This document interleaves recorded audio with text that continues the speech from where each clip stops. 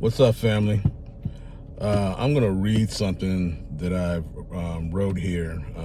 I'm not as good at remembering my words or speaking from the heart like some people.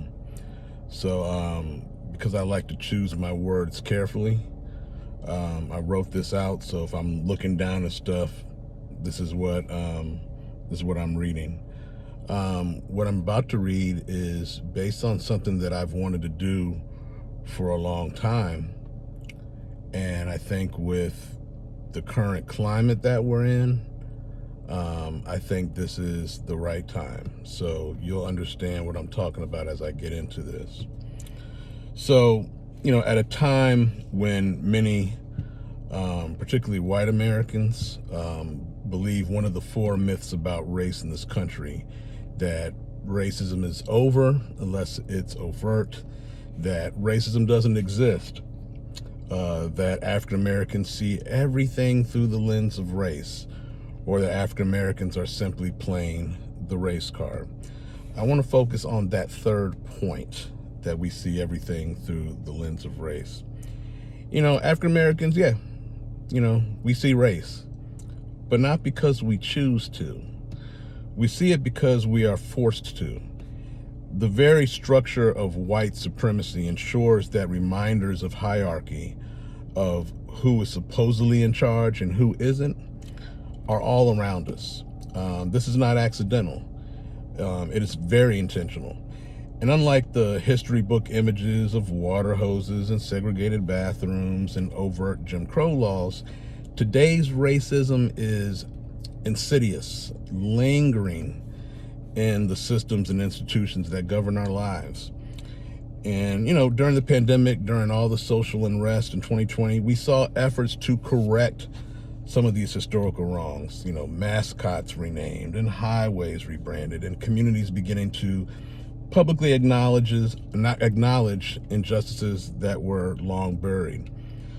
But the pushback was immediate, and critics on the right claimed that these charges were the result of critical race theory, that African Americans and their allies were forcing racial reconciliation down people's throats, and that such acknowledgement would somehow harm their children.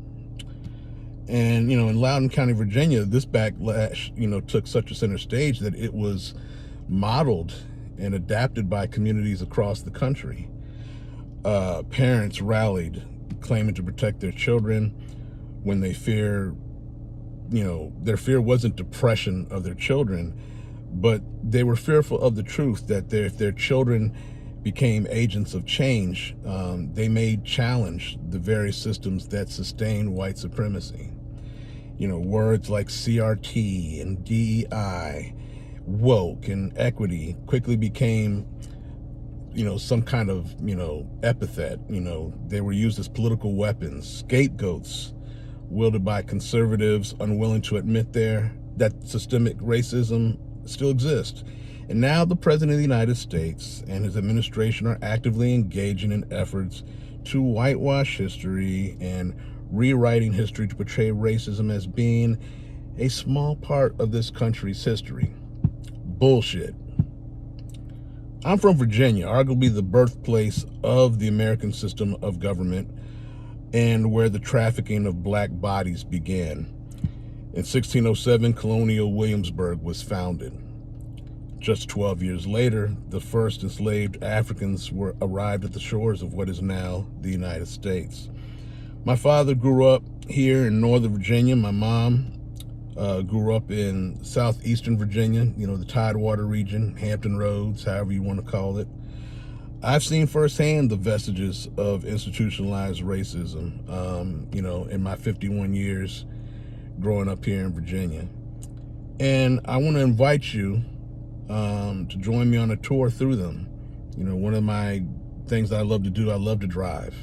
Clears my head, I get some of my best ideas from when I'm driving. And so it's a beautiful day today. I'm gonna get out, I'm gonna drive and just kind of begin a tour on racism, visual tours.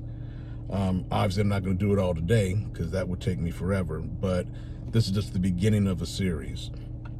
And this tour wasn't designed to make anyone feel guilty. And if you feel guilty, what's being told, quite frankly, that's your problem.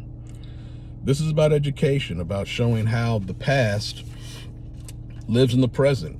And I know not everybody will be persuaded about this, but if I can reach even a few hearts and minds, then this work will be worth it. Also, this project is to educate African Americans as well. We have a growing upper middle class group of African Americans who are moving to the county from other places, and they don't know. And so this will be an education for them. But this is where my tour begins. It begins here in Loudoun County, where I'm from. I'm a 6th generation Loudoner. Currently Loudoun is one of the wealthiest counties in America, and it's a title that Loudoun has held for nearly 30 years. Today, it's a land of subdivisions and data centers and luxury car dealerships. And, $1 million homes rise from where farmland once stood, some of that land being land owned by black families. Where there was only 4 high schools when I graduated in 92, the next newest high school was built in 95, making that 5 high schools. And since then, at least as of right now, they're approaching 20 high schools that were built mainly in the 2000s up to the present to accommodate the exponential growth. But here's what most residents don't know. Loudoun County was once rural Virginia, rooted in the Old South. It was a place of slavery and segregation, a place where black history has often been erased or ignored. Many who live here today, transplants from across the country, see only prosperity and success. They don't associate Loudoun with slavery, with racism, or even the ever-presence of black families. I joke around and tell people, that I'm a black Loudoner, that I'm a native here. I'm a unicorn because many of native black Loudoners have moved out, so I'm still here. My father's still here. We're hanging on. But that's the story I intend to change. I'm proud to be from Virginia. I represent Loudoun County the way New Yorkers represent their borough. But pride can't erase truth, The ugliness of institutional racism is here. It shapes our present, and it will not disappear until people are willing to learn, to acknowledge hard truths, and to take action, serious, intentional action, to heal the wounds of the past. So this is where our journey begins. This is Loudoun County. This is Virginia. This is America. And the story of race here is far from over. So follow me on this journey. Let's go.